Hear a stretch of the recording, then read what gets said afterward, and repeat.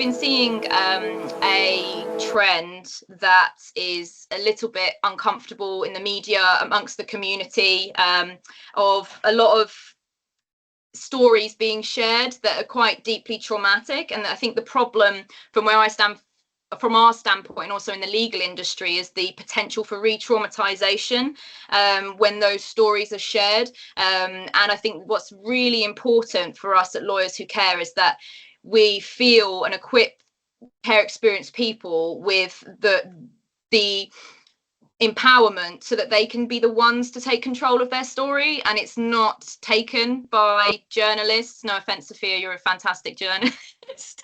But it can be taken by journalists and even organizations. And it's really important that when you share your story of being care experienced, it's not an easy thing to do. And I think from all of the panel of speakers, including our fantastic chair, Louisa Foyle, who's going to be chairing this after I talk about this, you know, I think it's been really difficult, and elements of sharing has been, even if it's just an application legally, I find it really difficult. And even someone who's quite open about their experiences, if I still find it difficult, I think it's really important to open the conversation up and to equip you with the skill, but also the pride in talking about the strengths of your journey, but also protecting the elements that you're not quite ready to share yet.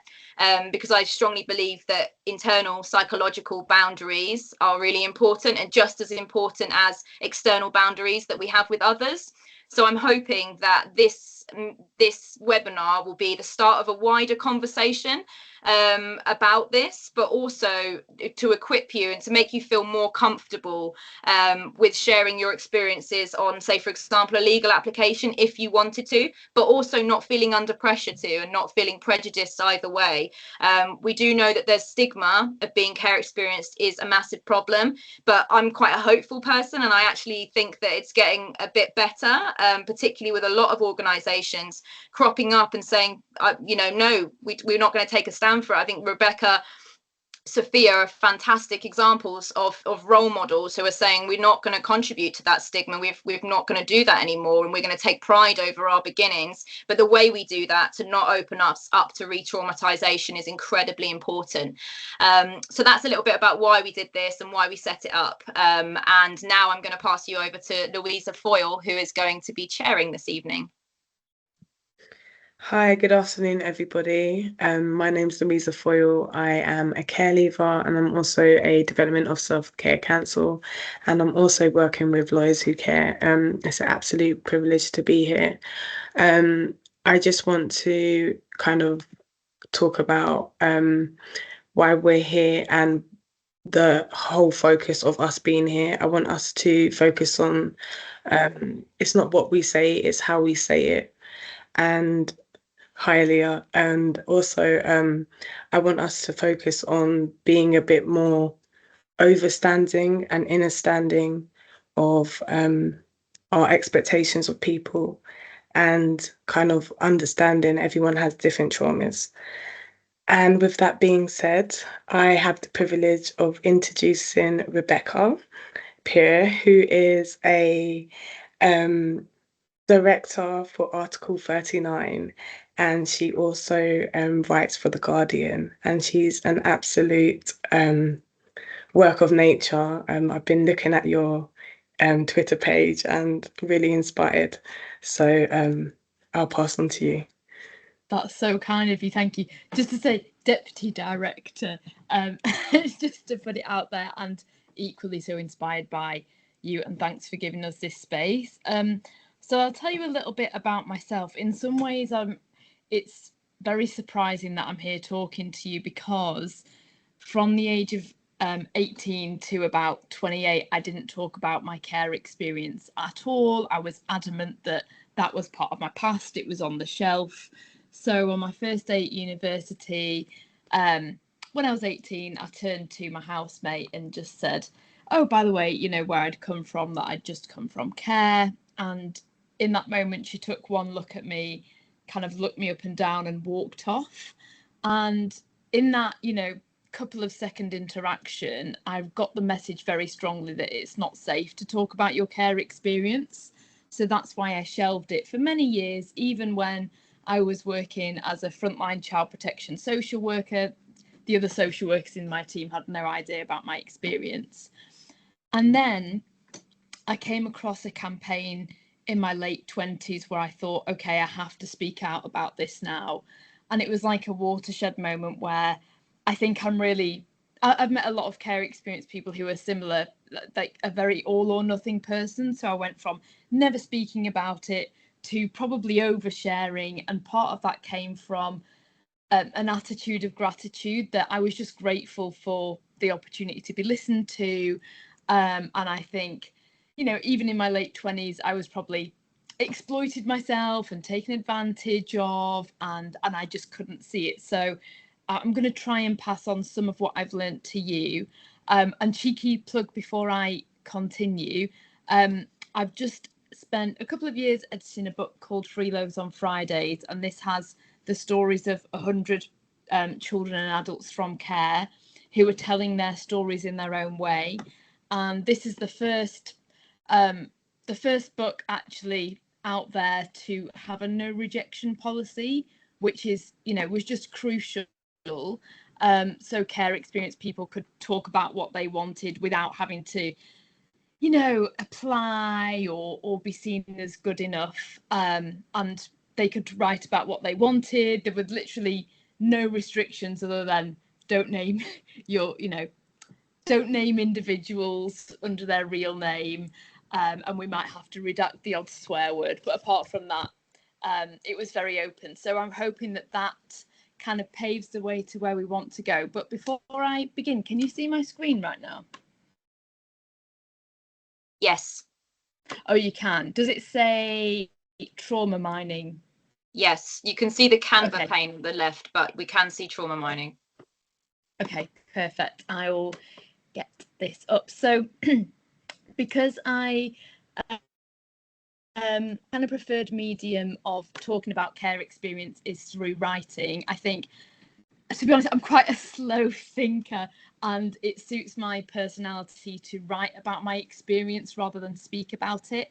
So if this isn't you, hopefully some of it will still apply if you're here because you want to learn how to speak to journalists as well.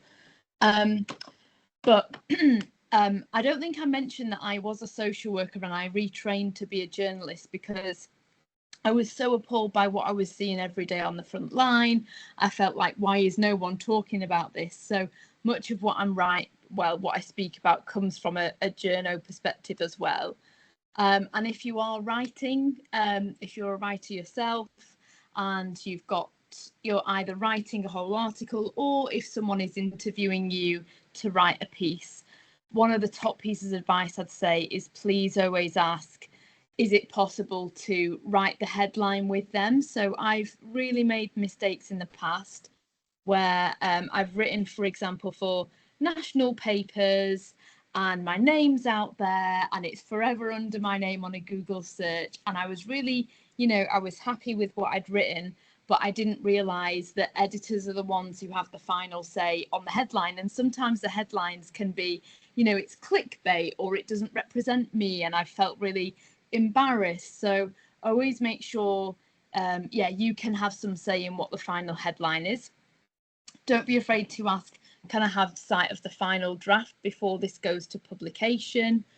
Another huge one is I had no idea about the mental toll that having comments turned on at the end of articles online would have on my, self-esteem.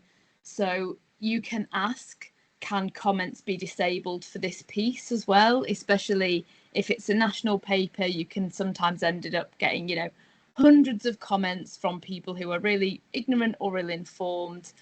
And a big one as well is, can you ask to have any say on any accompanying images? So I've written before, and again, this is thinking about having written for The Guardian, where I've written a piece and I've tried to make the piece uplifting or joyful or shine a positive light on care. And then I was horrified, but not surprised in the slightest, to see that piece is then accompanied by a really, depressing or drab picture of somebody from care. It's usually a teenager with their hood up in a corner, and actually I felt really uncomfortable with that. So think both about what's written and also how that's visually presented. And then next, this is going to sound like really obvious stuff, but it's not obvious, is to think about your digital footprint. So, you know, I shared before that I went from never talking about my care experience to suddenly I think oversharing and just being grateful that anybody cared and listened, and no one actually stopped and said, but how would you feel if, you know, you typed in your name in 5, 10, 15 years, and what you write today in, you know, a hot summer's day on 2024 when you're really tired and a bit annoyed might be there. So yeah, I think you can feel like it's me versus a multi-million-pound paper. What on earth am I going to do? But I really want to empower you that if you ever see anything written in print, either about yourself, who is care experienced, or about anybody else or a group of care experienced people, you can go on the National Union of Journalists website and look at their code of conduct. And I won't go into it now because it's a little bit heavy, but you can raise a complaint with them directly, and then, you know, 9 times out of 10, the paper will have to apologise, or there'll be some kind of redress, or they'll have to publish a written apology as well. So yes, do definitely bear that in mind. Okay, so I'm going to think about some practical tools of, okay, if you are writing about your lived experience, what can you actually do to empower yourself? And the first one, again, it sounds so obvious, but is find networks and allies. It's a really lonely and isolating place to be often. So even, you know, the contacts that you are seeing today, follow us on socials or connect with us, because you can, you know your rights better if you're in that kind of group scenario. You know, if you want to find other allies as well, you can maybe use search hashtags on Twitter, like hashtag care experienced or hashtag CEP. I think if you're anything like me, I think having been care experienced, I got really used to what it was like to being overly independent and not having to reach out to others, but definitely do that. Another one is really think about optimizing your environment. So ask yourself a few simple questions if you are, you know, planning to write about your experience or even speak about it with a journalist. And the first one is, again, it sounds obvious, but is now the right time? So I am pre-diabetic, so I get very, very hangry very quickly. And I know that if I'm writing when I'm really tired or stressed or really hungry, or I didn't sleep very well, there's no way that I'll do myself justice. So yeah, it's fine to check in. It's absolutely fine to park something. And what really helps me is the saying that someone else's urgency is not your emergency. So if someone's saying, I need this by a deadline by the end of the day, and actually you're really stressed, or you've got a migraine, or you've had a rubbish day, push back and do it when you're in a better place. The other one is things like, are you physically comfortable? You know, if you've been hunched over your laptop for 2 hours and you've got a bad back, can you just think about finding somewhere better to sit where you can be present in your body? And asking, yeah, emotionally, are you in the right place right now as well? If you're neurodivergent as well, you might want to think, how can I make sure I'm not overstimulated? So you might be really sensitive to noise or light, and that might impact the way that you write or represent yourself. So even just, you know, taking a few deep breaths and taking 30 seconds out to ask yourself those questions could make a big difference in the long run.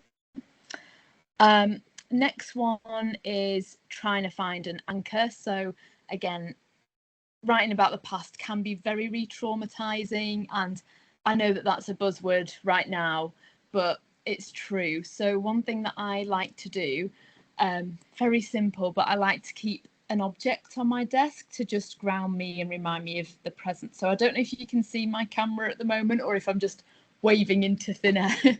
But if you can't see my camera, I've got a small house, a tiny little house that you can just pop a pen into. Anyway, I keep this on my back desk to remind myself that, yeah, you know, I once was homeless and without a stable place to live, but now I have a stable place to live. I'm in a different place, and it might not be something tangible like that. You might want to have, you know, a photo as your desktop background, or even just a mantra that you write and keep on your desk just to ground you in the here and now, because it's, yeah, very, very heavy emotional work. And again, self-care is such a buzzword, but can you get yourself into the right headspace, either, you know, before you speak to a journalist or before you write about your experience? Some things might involve making a playlist, going for a walk, you know, breathing exercises. And again, in the moment, these can sound really obvious, but when you're really stressed or you're talking to a journalist who is clearly trying to get, you know, a controversial headline from you, just pausing and slowing down the pace for yourself can really give you permission and empower you as well. So I think I've probably got about 5 minutes left if I'm estimating this right. I want to talk really quickly about something called autoethnography. I'm really not an expert, but auto means writing about lived experience, that process, and ethnography means study and culture. So I really like to bring real examples of my past into the present. So I've dug out diary entries from care that I've published, or I've gone back and got my care records. And sometimes I think that rather than me as an adult now who has a very different life having to do the emotional work of thinking, how did I feel at that time, or what, you know, actually sometimes those archives speak for themselves. So some examples are, so I published articles for The Guardian, for example, where I've put links to my diary entries in care, so I don't actually have to, you know, go through the process again. I can get my younger self to speak for herself as well. And another thing, so I'll show you some examples here.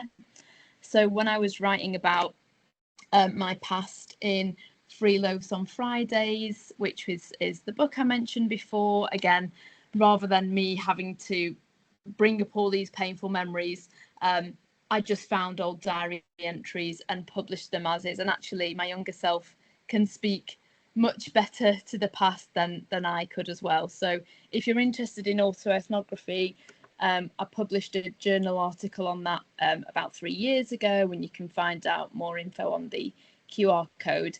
And finally, I probably have gone over my time, but I'm going to try and go through this quickly. Take all the time you need, Becca, honestly. Take all the time you need. Sure? Yeah, absolutely fine. Okay. Yeah, it gives so much value, so please do. Thank you. Well, thinking about autoethnography and letting the past speak to the present, I think a lot of the time as care experience people, we're asked to go to other people's, you know, round tables, or go to other people, fill in other people's surveys, or it's always other people who are doing the designing. And when I was in care, I was always at the receiving end of, again, other people's letters to me. And one of the most healing things that I've ever done is to write an open letter to the social worker who wrote my case files. And I chose to do that. Interestingly, it's my most referenced piece of work, but I didn't do it through any journalist, any national paper, any big platform. I just wrote a letter and put it on Twitter myself, and it ended up going viral. And again, there's something really empowering about, you know, I didn't have to rely on any big charity or any big platform, and I could do it myself. So part of the reason that I wanted to share that was, I suppose, to encourage you, if your care experience, that just because you've been written about, whether that's by social workers, media, whoever, it doesn't mean that you can't have your final say.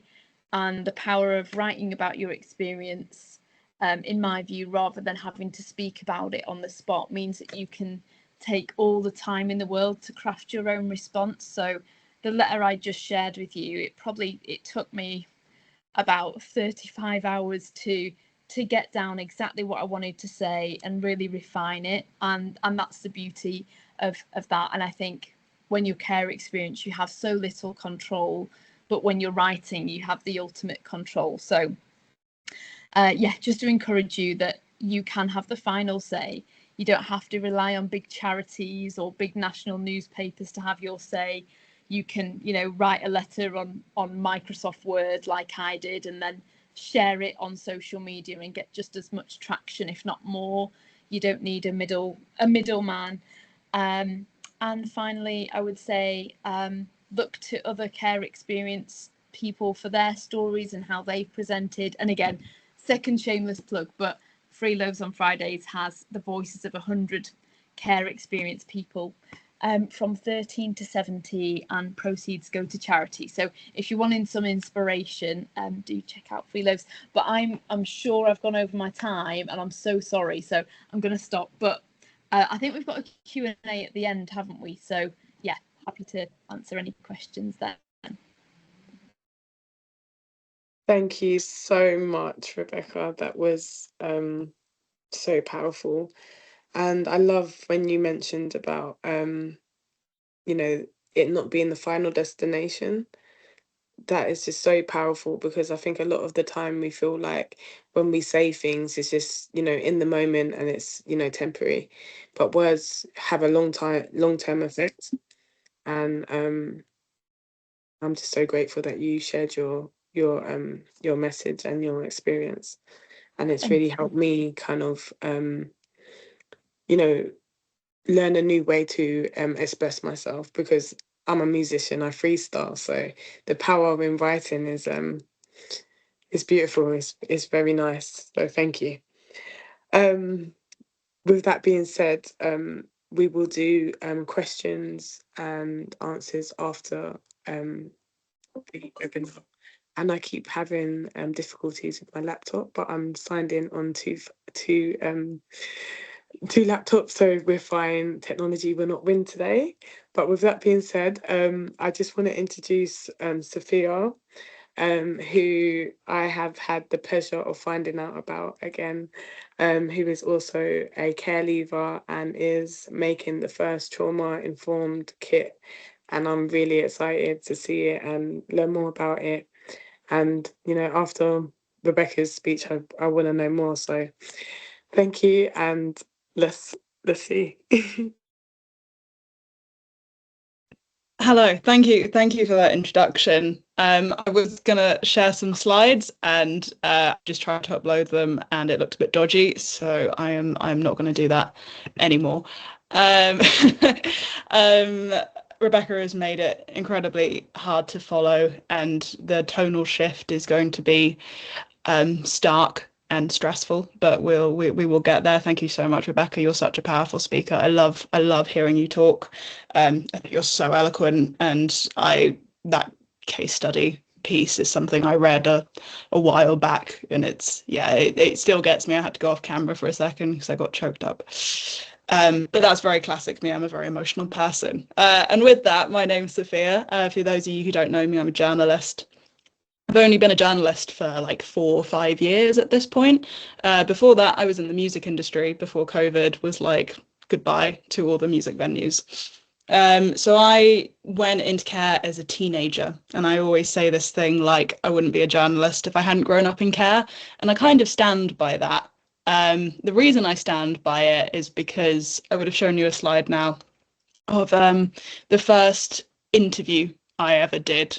So I was 21 years old, and I just started a master's degree, which was a terrible, terrible, terrible idea because I did not have the funds to do a master's degree. I was trying to work like 3 jobs to try and do this master's degree.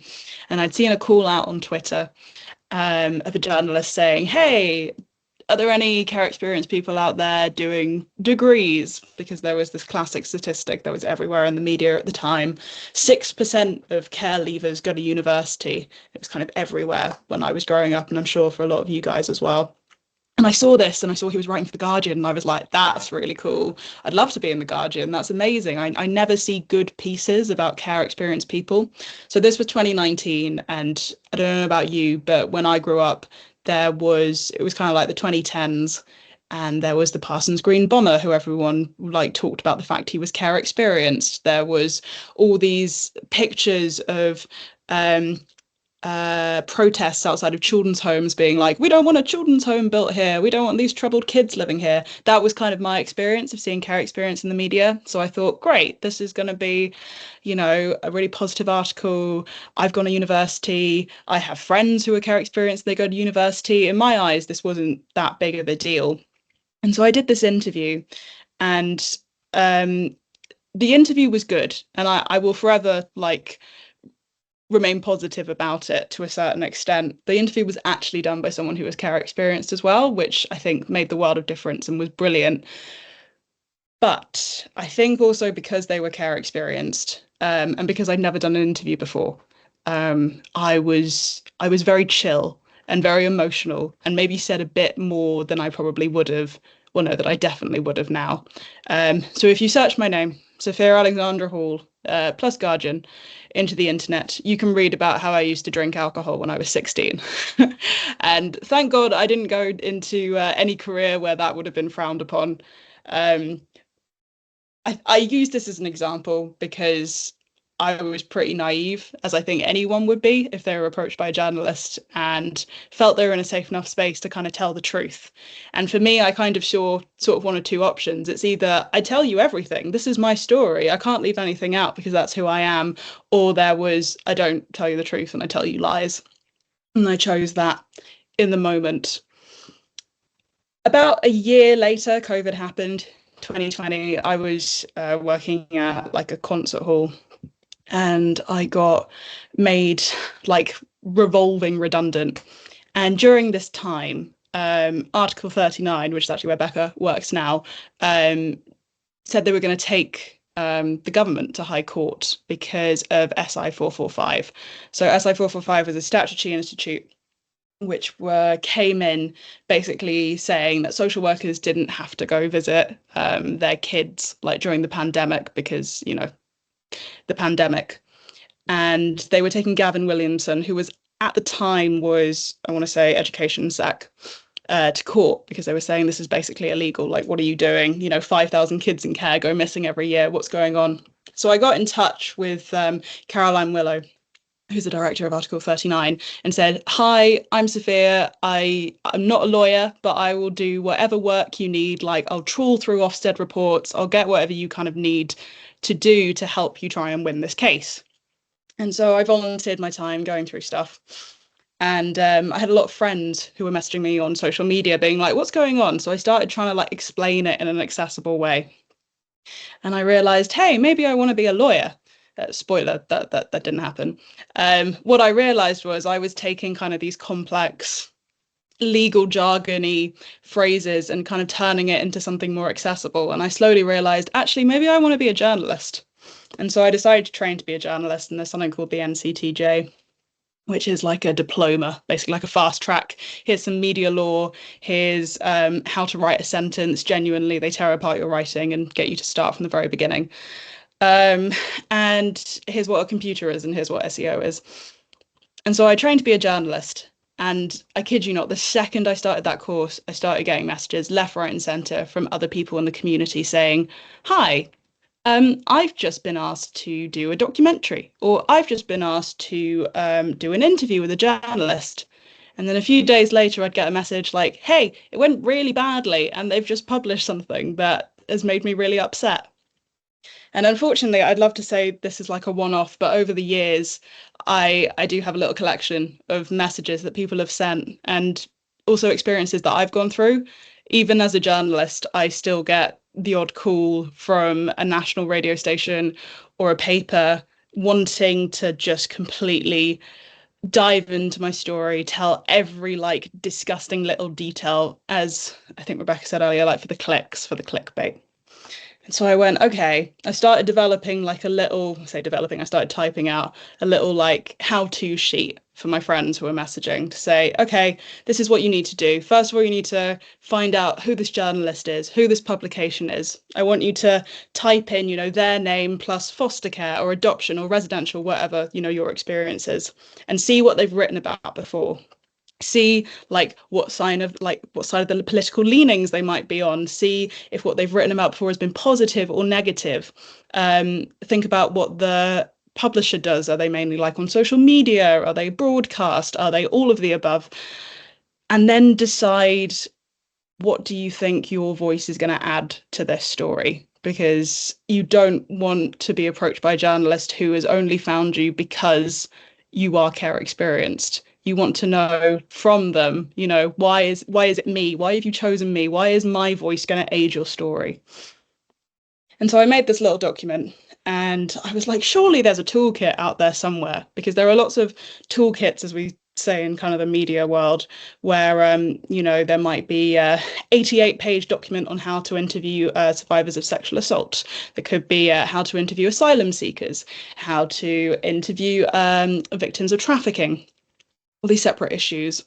And if you type in foster care toolkit journalism into the internet, you just get my name, which is very stressful on all accounts because the toolkit's not ready.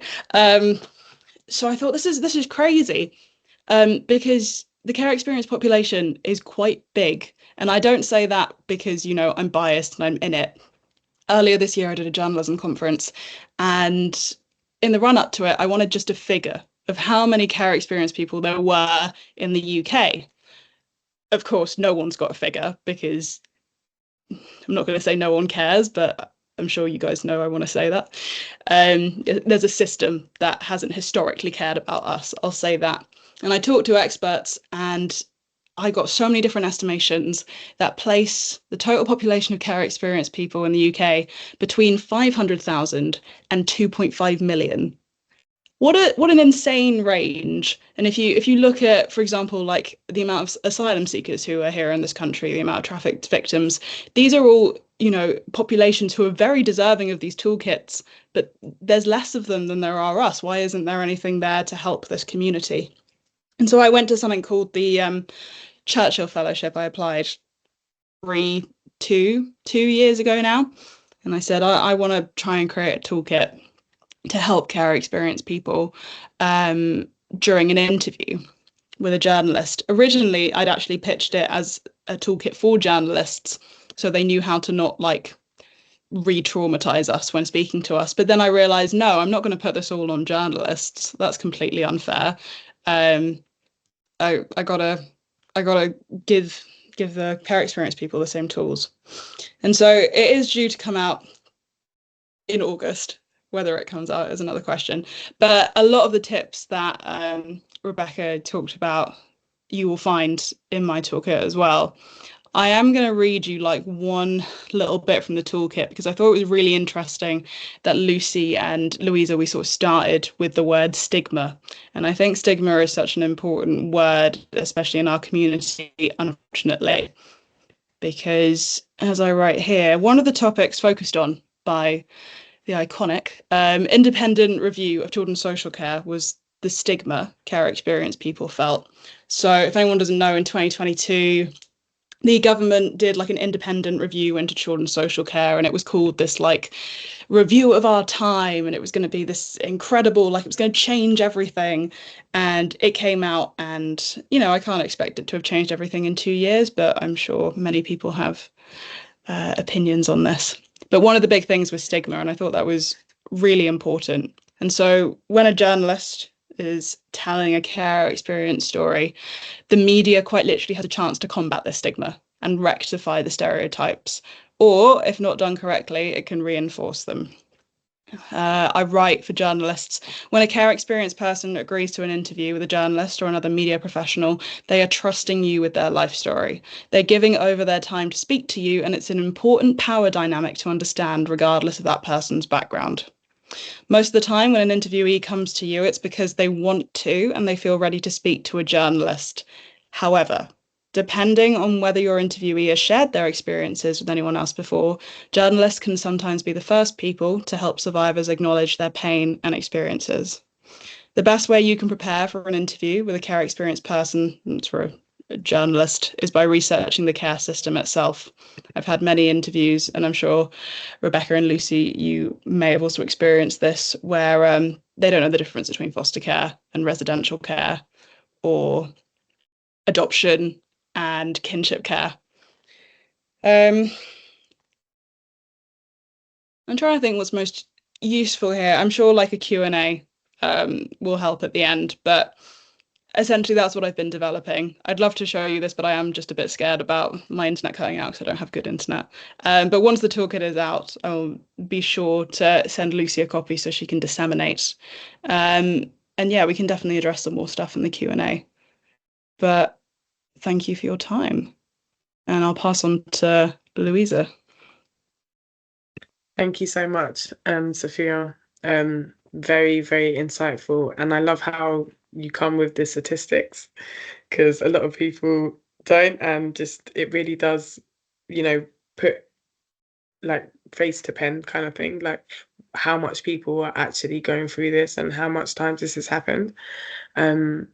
Thank you so much. This is so great. So with that being said, I would like to introduce Lucy, who you all probably know, who is absolutely amazing and is the reason why we're all here today, and has been an absolute pleasure to work with. And I'm just really excited to see what more we have in store with Lawyers Who Care. So thank you for taking me on board as well, Lucy.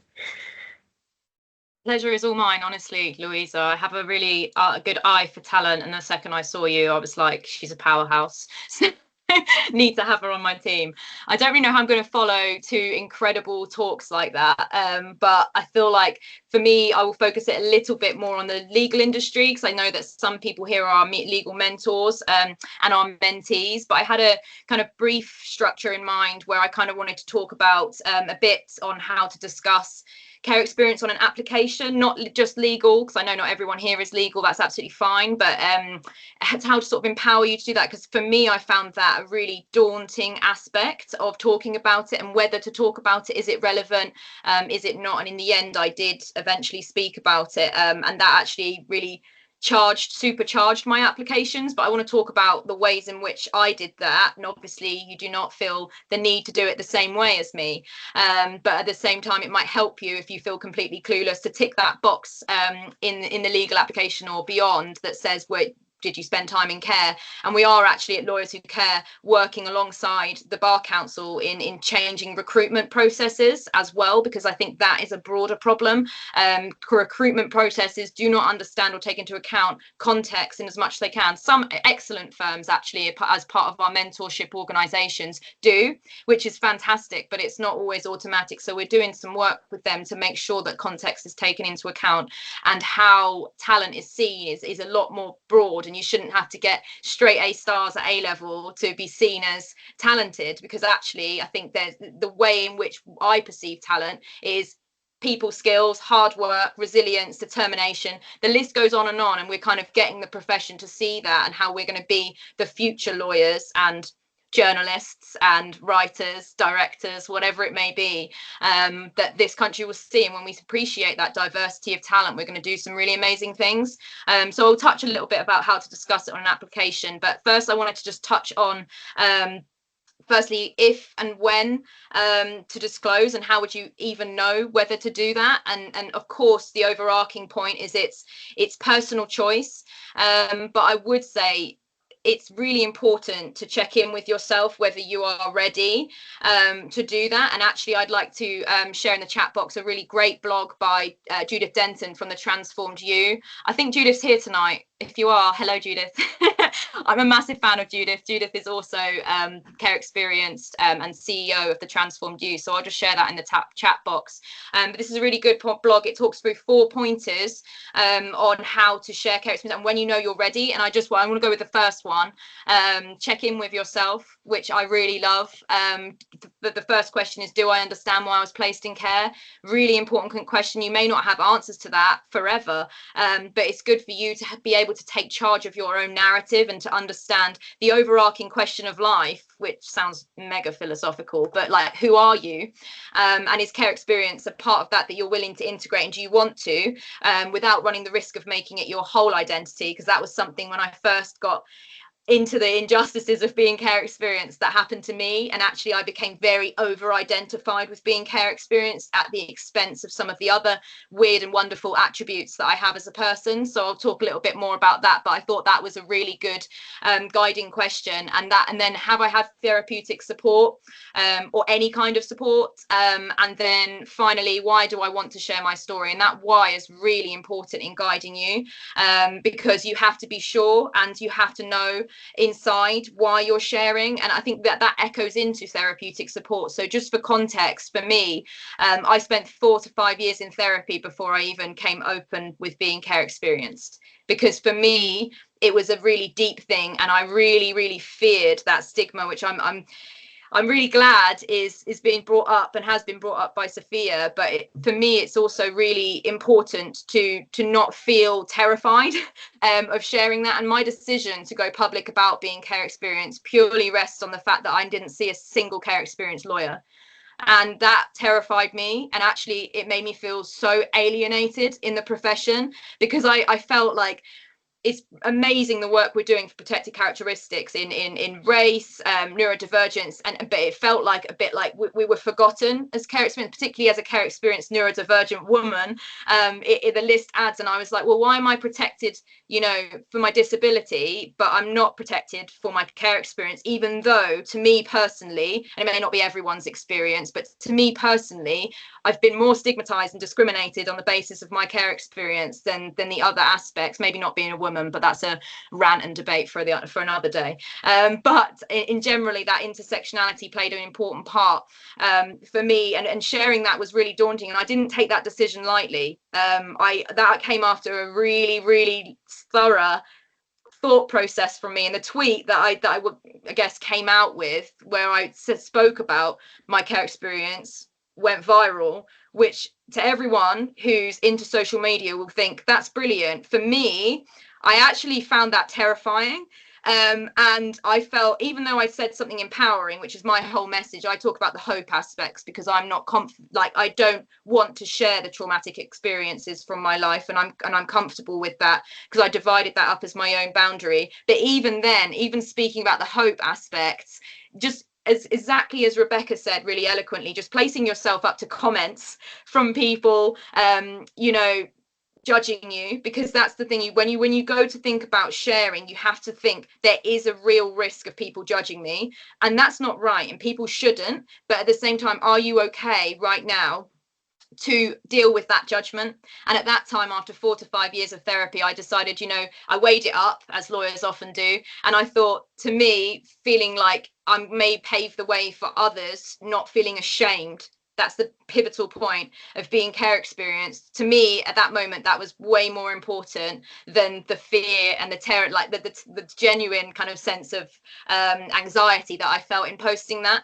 And I'm overall glad that I did, despite the fact that it was very difficult at the time, and still is. Now I've gone on to co-found and be CEO of Lawyers Who Care, but I'm very strict in the way that I share information about my life, and that's completely on every independent person. Like, you may see if you and that's individual choice, and this is a practical tip I want to instill actually as well. So I've actually got a document, classic, where I've written down what I'm comfortable sharing about my life and what I'm not comfortable sharing about my life, other than to my husband. And that's really important, because I also think about when my my son, I've got an adorable 2-year-old, when he turns 13 or whatever, what am I comfortable him reading about my life? And that also guides my decision. And I have to feel safe. Safety is the foundation for any positive existence, I would argue. And to feel safe and secure, you have to put boundaries internally around what you want to share. And as Rebekah said amazingly, like you have to be the person essentially holding the pen, and she's done that incredibly, because she's the person who's been able to narrativize her story, and she hasn't had that taken away from her, which I think is a really important position to be in, and to feel like you are in control, and that control of your story is a really important feeling to feel, because if you don't feel in control, you don't feel safe. And it comes back to that element of safety, and you have to feel and guided by that question of, why do I want people to know my story? And for me, my why was having that representation in law. It wasn't, I don't want people knowing the things about my childhood. So if you say anything about me, I say I grew up in a household of domestic abuse.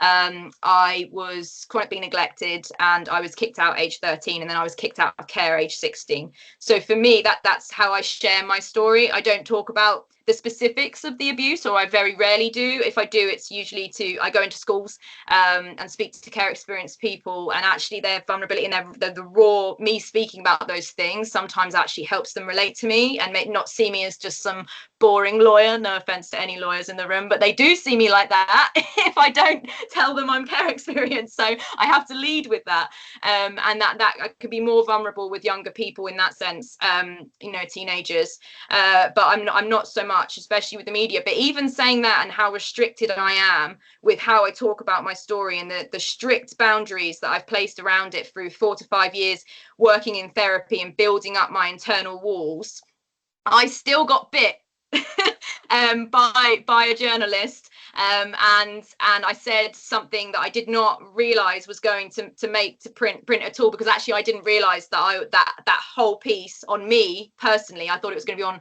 on my organization, was going to go to print. So I had again, that came back to psychological insecurity to me, and that made me realize that even 4 or 5 years in therapy, and all of this work and this deep soul work and inner work on myself, you can still get bit, and you don't just suddenly feel comfortable, and it can still be really scary and really unsafe to share, and maybe it's worth having someone. I always had this principle, like someone who loves you and knows you. I'm very much like, I don't really care about the opinions of people who don't care about me, but people who do care about me, I go to them and I'm like, do you think this is oversharing? Like my husband, I don't have the support of family connections, but I'm privileged to have built my family, and my husband will tell me if I say something to him, because he knows me better than anyone, and I'm like, is this oversharing? And he'll tell me very honestly. And just having that kind of that wall of protection around you is so important, and the community can do that as well. I've gone to Sophia when I felt that threat of that journalist, and I felt really threatened and psychologically unsafe. I went to Sophia, and just having Sophia there behind me as well, and my therapist, who's a gangster, I love her, having her behind me, and having my husband behind me, and having the whole damn care experience community behind me, that makes me feel stronger. And there's a real strength to that element of community. I recently binged This Is Us, which is a great series for care experience representation, I believe, but there was a lovely quote in that, and it's like, community is not the same as family, but it's a good alternative. When you haven't got that, it can really make you feel like you are heard and valued, and that's a part of what we're trying to do at Lawyers Who Care, by hosting these events and bringing on such incredible speakers, and showing you that we can be represented, and we will be represented. And what's most empowering, I find, about the movement at the moment is that it's led by care experienced people and care experienced leaders, and I think that's right. And I think there's a real beauty to lived experience, but it has to be from that individual person, and it can't be organizations, even sometimes really sadly charities, and beyond that the media, who dictates care experienced stories, and it has to come from you. And that isn't a decision you can make overnight, and that has to be something that you really go into and think, what is going to be meaningful about this message, or what's going to be meaningful about me sharing this? What is the purpose of why I want to share this? And really kind of go into that. So I honestly find being care experience really philosophical, because I've had to grapple with questions like, who am I? What is a mum? What is a home? What is security? What is safety? The biggest one is, what is love? That took me years. So I feel like actually the nature of being care experience is deeply philosophical for me, and having those questions, and then I got to be the person and the arbiter and the judge, to decide when I was comfortable sharing and on what terms, because you are in control of that. You can't control what people think of you or how they perceive you, but you can control what you feel about that, and you can understand that people have their defenses up and people have their own projections, and it's very rarely about you. And that can make you more comfortable as well. So if people do judge, and if it's based on the stigma, you should not be taking those people's opinions into consideration, because they'll judge anyway. But if you do it on a basis that you feel supercharged, that you want to share your story for the right reasons, and whatever those reasons are up to you, then don't worry about some trolls. I don't even respond to trolls. If you give them any air, then they come back. But if you just literally like, oh mate, go away, like they won't come back. So just you can't take on board everyone's opinion. The stigma is still there, and we're chipping away at it as care experience people, little by little, and I think that's fantastic. But you just, to conclude that really long-winded motivational speech, I find, you are the person with, and this is, Gemma says this all the time, she's our fantastic chief operations officer. I'm really sad she's not here this evening, because she gives me strength, but she always says, you know, you're the only person to have the pen for your story, so how are you going to write it? And it's worth just journaling that and scribbling, and just putting all the thoughts and narrativizing your life. I think the best thing I've got out of therapy is actually being able to narrativize my life, because so many people told me who I was growing up. Oh, Lucy, you backchat. Lucy, you're attention seeking. Lucy, blah, blah, blah, like whatever it may be, all these labels, right? And being able to sit back and say, actually, I'm not comfortable with that. And actually, I think they were trying to store something that they didn't like in themselves in me, and having the power to take charge of my narrative and decide, who is Lucy Barnes and who is she going to run with, and not allowing parents, social workers, whoever it may be, to dictate your narrative, I think is really important. And that's why I love memoir work. I'm a massive fan of memoirs. I love Free Loaves on Fridays, just to plug it again, Rebecca. I absolutely loved it. We gifted it to all of our mentors at our trauma informed training and our care aware training, because it's just so pivotal, sharing so many raw experiences, and so many of them made me cry, but in a really empowering way. Like it was like, it felt like someone was like holding your hand in a way. Like I felt that too, and the power of that is really, really beautiful, and I think that is the power of memoir. So I don't want to go on too much more, because I feel like I've gone on a whole speech here, so I'll just wrap up with how to discuss it on an application. So for me, this is twofold. First of all, choice. Would you feel comfortable at the current climate that the legal profession is in? And it is getting so much better since Lawyers Who Care. We've literally had people, we had the Bar Council, the Bar Standards Board, and the Law Society, which are the big representative bodies, reach out to us asking how we can help them. So this is really fundamental, considering law is like the cousin of policy, and we've also got some relationship with politicians that we're going to be sort of building as well. I love someone just put their thumbs up. That makes me really happy. So we're going to be, you know, making lasting change in that way as well. But, you know, you still have to think, just because Lawyers Who Care is here, which is amazing, it's the proudest achievement of my life other than marrying my husband and giving birth to my son, you know, am I still comfortable with them potentially judging me, knowing that there are some people in the profession who aren't even there yet with sex discrimination? you know, am I comfortable with that? So that's a decision purely for you. But if you do decide, yes, for me, I included it both in extenuating circumstances, and I included it in my unique selling point, because I believe it's both. To me, I don't feel like you can talk about all the strengths of being care experienced without over glamorizing it to the extent that there have been things about being in care that have affected me in my education and my growth. I'm not, if anyone tried to compare me to Oxbridge, that wouldn't work, because they had probably statistically, tutors to teach them law in school. I didn't know what a barrister was until I was 16 years old.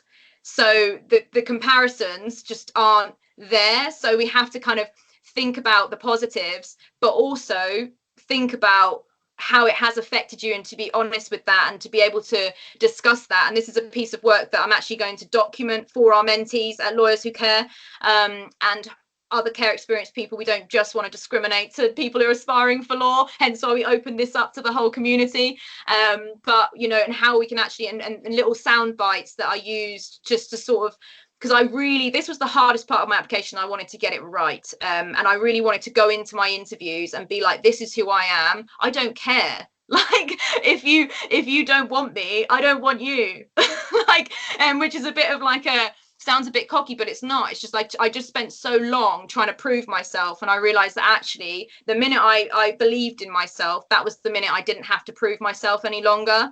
And that was how I tackled it in an application form. So I spoke about the barriers to my education, and why I couldn't get the same GCSEs, A levels as my peers, and I discussed how, you know, being a primary caregiver for my younger siblings impacted everything for me, and having those responsibilities earlier in life.